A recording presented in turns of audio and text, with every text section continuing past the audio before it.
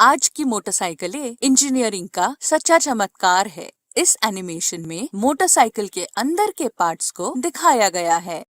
सबसे पहले हम बताएंगे कि मोटरसाइकिल का इंजन स्टार्ट कैसे होता है।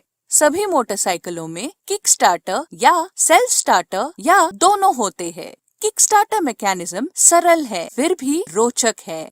किक स्टार्टर लीवर को हल्के से दबाने से पिनियन गियर मेन शाफ्ट के एक फ्री व्हीलिंग स्पर गियर से मैश होता है। जब हम स्टार्टर लीवर को पूरा दबाते हैं, तो ये पिनियन गियर क्लच हब तक पावर ट्रांसफर करता है। क्लच हब क्रैंक शाफ्ट को घुमाता है और क्रैंक शाफ्ट इंजन तक पावर ट्रांसफर करता है, जिससे इंजन स्टार्ट होता है। सेल्फ स्टार्टर सिस्टम में इलेक्ट्रिक स्टार्टर मोटर इंजन को स्टार्ट करने के लिए पावर देती है। इंजन चालू होने के बाद स्टार्टर मोटर को इंजन से अलग करना पड़ता है। हम इसके लिए वन वे क्लच का उपयोग करते हैं। इसमें एक आउटर रेस और एक इनर रेस होती है। इन दोनों रेसेस के बीच में रोलर्स होते हैं। जब स्टार्टर मोटर आउटर रेस को घुमाता है, तो रोलर्स इन दो रेसेस के बीच में फंस जाते हैं और दोनों रेसेस एक साथ घूमने लगते हैं, जिससे इंजन तक पावर ट्रांसफर होता है। इंजन चालू होने के बाद इनर रेस स्टार्टर मोटर से ज्यादा तेजी से घूमने लगते हैं, जिससे रोलर्स स्वतंत्र हो जाते हैं और आउटर रेस तक पावर ट्रांसफर होने से रोकते हैं।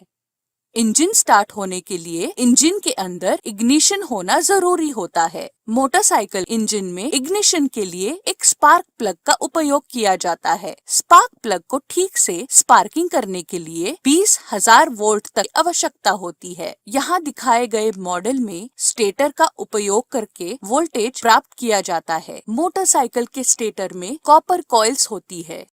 इंजन के फ्लाईव्हील में परमानेंट मैग्नेट्स होते हैं, जो फ्लाईव्हील के साथ घूमता है और कॉइल में करंट पैदा करता है। स्टेटर का प्रत्येक आउटपुट अलग अलग सिस्टम को पावर देता है, जो इस डायग्राम में दिखाया गया है। इग्निशन के लिए एक्साइटर कॉइल का उपयोग किया जाता है। इसमें अन्य कॉइल्स की तुलना में ज्यादा वाइंडिंग होती है, जिसके कारण ज्यादा वोल्टेज उत्पन्न करता है। एक्साइटर कॉइल से उत्पादित वोल्टेज CDI यूनिट को सप्लाई की जाती है।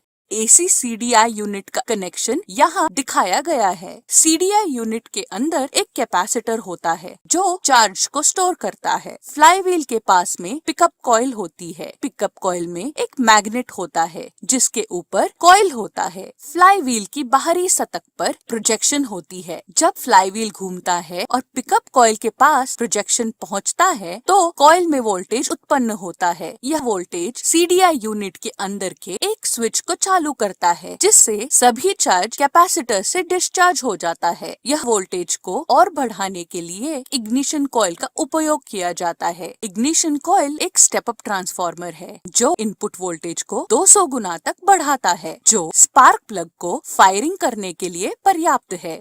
मोटरसाइकिल में कई अन्य पार्ट्स होते हैं, जो मोटरसाइकिल के निरंतर संचालन में मदद करते हैं। इनटेक और एग्जॉस्ट वाल्व को टाइमिंग चेन का उपयोग करके नियंत्रित किया जाता है। आमतौर पर सिंगल सिलेंडर इंजन्स में काउंटर बैलेंस होता है, जो इंजन के अंदर कंपन को कम करने में मदद करता है।